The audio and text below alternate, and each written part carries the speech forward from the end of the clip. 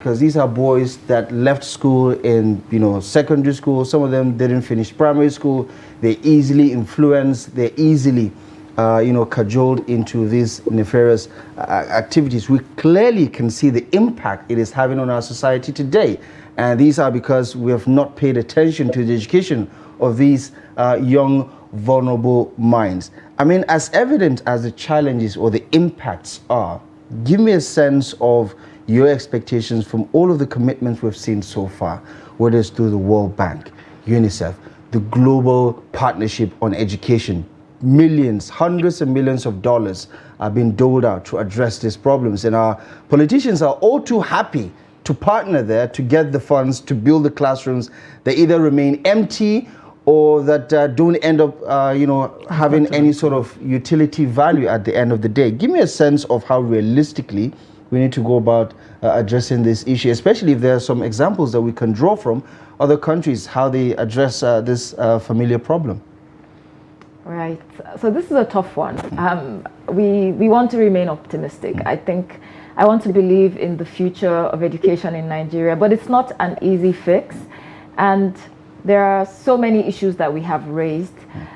I think what I want to just try to say is that we should get more hands on deck if we can. The government should not try to go alone. I'm happy that they're reaching out to traditional rulers and maybe religious rulers. I think we should lean more into the religious rulers and then into the private sector. And then let's be creative.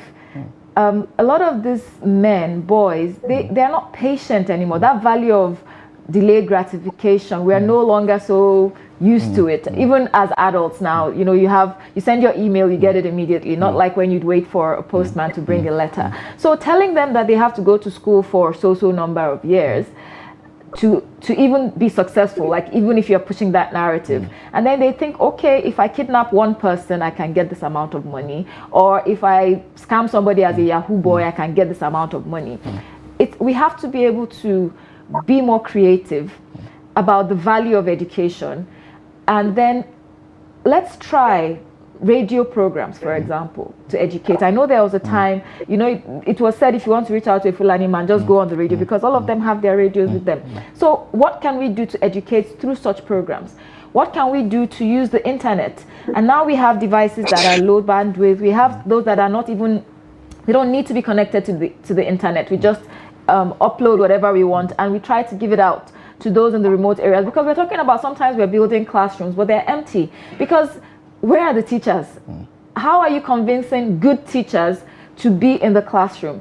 What training do your teachers have? How can they manage a classroom of 150 people and still make it interesting? Because even those of us that know the value of education, if it's boring, if it's stressful, you'd rather be somewhere else. Right. Rather than be in the class. So, and do you think that is also a part of the equation that we need to solve, that we have some teachers that are square pegs in round holes, and that perhaps in itself does not incentivize the learning process for parents and students, and that's why it's easy for some of these students to stay away? Yes, I think it's a core issue, and I think we should look at it holistically. She mentioned that, and bring them all at the same time. So let's not wait on until the learners are in the schools before we start looking for the teachers that will be able to keep them there. We're talking about some of them coming, and we're talking about completion rates. We're talking about infrastructure, resources. What trainings do the teachers have? Are we still stuck in that model where you come and you cane the child? Why will they stay when you are giving them information that you learned 60 years ago?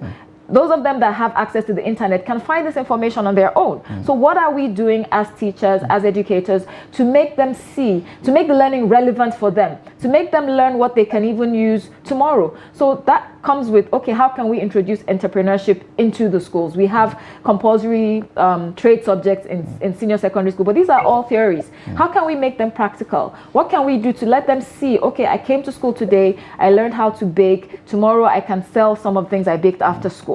They will come the next day to learn something else, and they will learn economics with it, they will learn literacy, they will learn numeracy, they can calculate their profit and loss, they can see. It's not just all on paper.